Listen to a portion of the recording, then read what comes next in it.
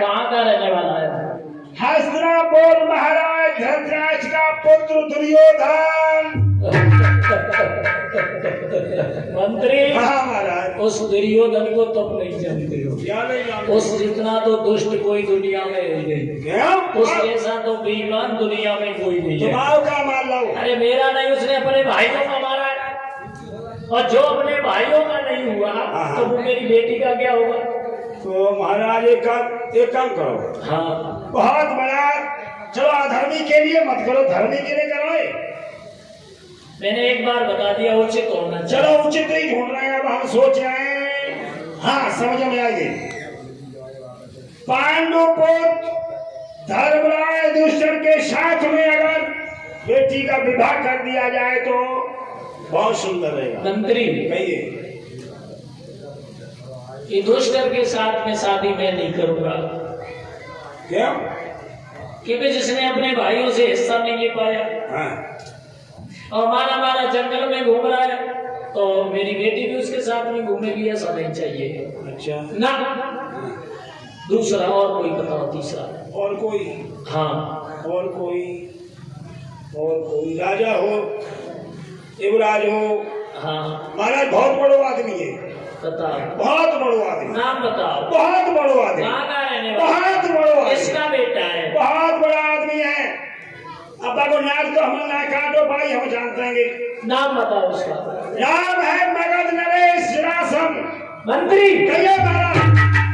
वो सवाल की बात करिए। अरे वो समय जो हमेशा 24 घंटे शराब के नशा में धुत रहता है, और शराबी के साथ में मैं अपनी बेटी की शादी करूंगा?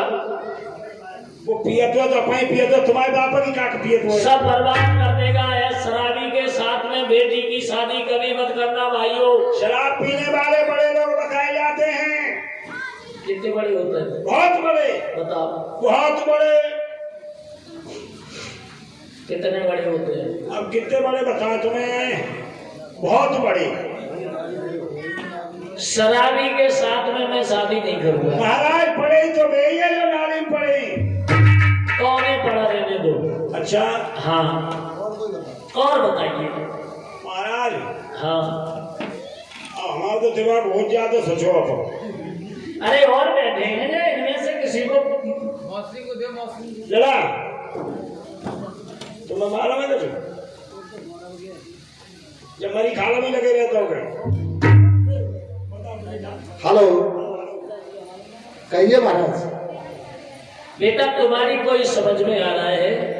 तुम्हारी हाँ, बहन शादी के योग हो चुकी है। बिल्कुल। हाँ, तो तुम ही बताओ। पिताजी, हाँ, मेरी समझ में एक लड़का बहुत अच्छा आ रहा है। कौन है?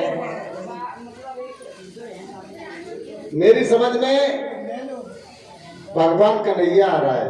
हाँ, ये तो बासी मैं भी यही कहना चाहता था। भैया, अगर कन्हैया पसंद है तो आप लोग ताली बजा दो। मगर अपने भाइयों को तो पूछो। जाए राक्षसों को।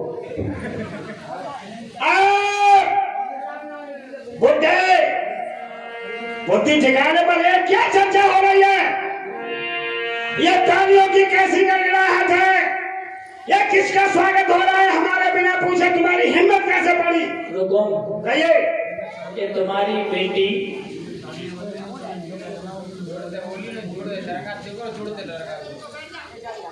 बेटा, मेरी बात सुनो। तुम्हारी बेटी शादी के योग्य है, तो दरबार में किसी ने कोई उचित नाम नहीं रखा, मुझे समझ ही नहीं आया। और यदुवंश शिरोमणि मुरली मनोहर कन्हैया अब द्वारिका का राजा भी हो चुका है। और जब छोटे तुम्हारे भाई ने कह दिया तो मैंने उस पर। महाराज, हाँ, तुम बुढ़े क्या हो गए हो? तुम्हारी बुद्धि की घोड़ी भी बूढ़ी हो गई है। अरे जिसके कुल का पता नहीं है, खानदान का पता नहीं है, इसके कर्म कुकर्मों का पता नहीं है, बताओ उससे रिश्तेदारी हम कैसे कर सकते हैं? तुम्हें उसके बारे में नहीं पता है? वो कुछ भी हो, लेकिन आज लोग चर्चा कर रहे हैं, उनकी संसार में बहुत नाम है। मेरी बेटी है, उसके घर जाएगी तो मेरा भी साथ साथ में नाम होगा। तुम्हें उसके बारे में नहीं मालूम है?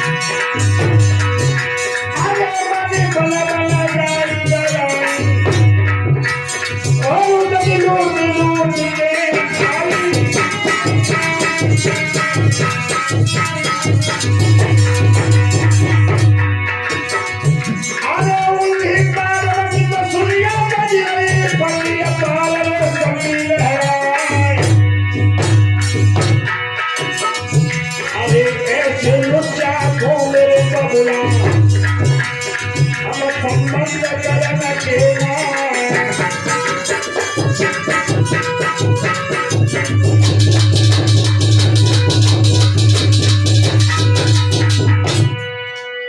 नाचना गाना कोई खराब बात नहीं है। अच्छा, हाँ, इसके पिता का पता नहीं है, कभी नंद का पुत्र कहाया, अब वसुदेव का कहा। अरे रुको, में एक बात बताइए, जब भाई तुम्हारे राजी हैं तो तुम्हें क्या आपत्ति आ रही है? ए बूढ़ा, अबे तूने कही कैसे?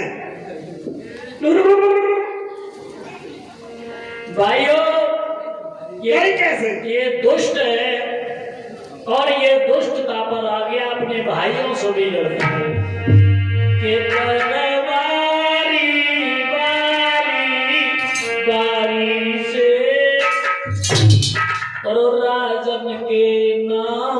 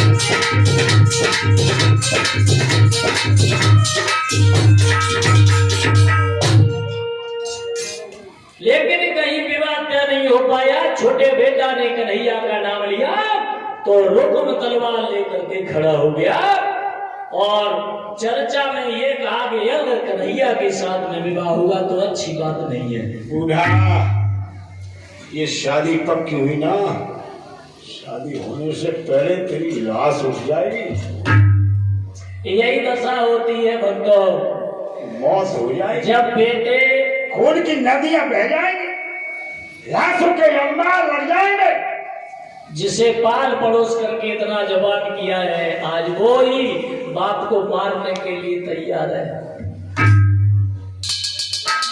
बूढ़े बाप की एक नहीं चली है और चुप बैठ गया। अब तू बता बेटा, तेरी समझ में क्या आ रहा है?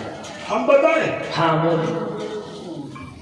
तुम जवाब पहले अगर हमें पूछ लेते तो ये नौबत यहाँ तक क्यों आती है? इसीलिए तो हम कह रहे हैं तुम बुद्धि क्या हो गया, तुम्हारी बुद्धि भी बुद्धि हो गई है। अरे तुम्हें पहले हमारी सलाह लेनी चाहिए, उसके बाद में किसी कार्य पर कदम रखना चाहिए। तुम्हें ये पता नहीं है कि तुम्हारा जूता हमारे पैर में बनता है, हमारा जूता तुम्हारे पैर में बनता है, हम बराबर के हो चुके हैं। समझ गए? बिना पूछे कोई काम मत करना। अब हम बताएं? बोलो। मोहर लगाओगे? आज नहीं बस लगाओगे बेटी। हाँ हाँ,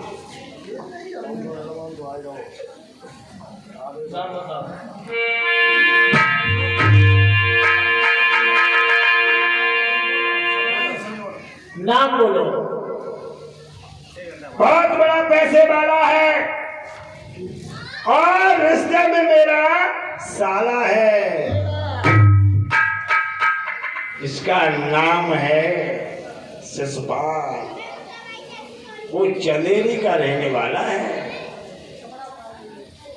तुम्हें शर्म नहीं आएगी? तुम अपनी बहन की शादी अपने साले के साथ में करोगे? वाह भाई वाह, जब बौने हमारे कर दे तो हम कर देंगे तो कौन सो पहाड़ छूट पड़े हो? भाइयों, आज उसने एक बात नहीं मानी और अपनी बहन की शादी अपने साले शिशुपाल के साथ में तय कर दी। तो शिशुपाल के साथ में जब शादी तय हो जाती है, एक पत्र लिखा है, नाई ब्राह्मण को भेज दिया है और नाई ब्राह्मण वहां पहुंचता है। आज शिशुपाल ने पत्र पढ़ा है कि मेरे बहनोई साहब ने मेरे लिए लघु टीका भेजा है। अब बहुत खुश हुआ, गद्दी पे तय उछल पड़ो और उसने कहा, हे भगवान, अब जीजा हो तो सौदाओ के ऐसे मिले जो कोई शादी गद्दी से उछला और सीधा महल में पहुंचा। अपनी भाभी से बोला, भाभी अब तुम दूल्हा जल्दी बना। बोले टीका चढ़ाना लगन चढ़ी, वो तो कौन 2 पैसा भेज के ना गए और कहाँ जाए नहीं ये बना। बोले कंदनपुर जाऊंगा। अरे वहां तो तुम्हारी बहन है। हाँ तो क्या हुआ? बहन की ननद के साथ में शादी करूंगा। अरे बहन की ननद तुम्हारी बहन हुई, बहन से भी बढ़कर, क्या तुम उसके साथ शादी करोगे? तुम्हें शर्म नहीं आएगी? कान लगा जब जीजा की भूल गई तो होगा करो। जल्दी दूल्हा